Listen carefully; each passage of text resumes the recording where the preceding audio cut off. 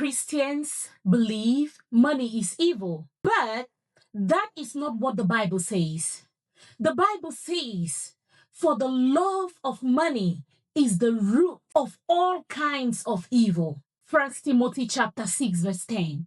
Money itself is not the problem. The problem is when money becomes the master instead of the servant. Why do you need the money? What do you need the money for? When believers misunderstand money, they often avoid wealth, fear prosperity, feel guilty for succeeding.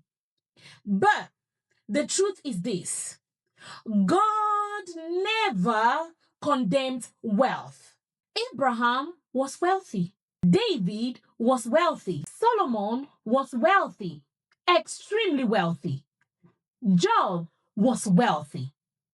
The real issue is the heart behind the wealth. Money in the hands of the righteous can build churches, feed the poor, fund missions, advance the kingdom of God. God owns the cattle on 1,000 hills. He doesn't need your money, but his work needs that money. So the mistake is not having money.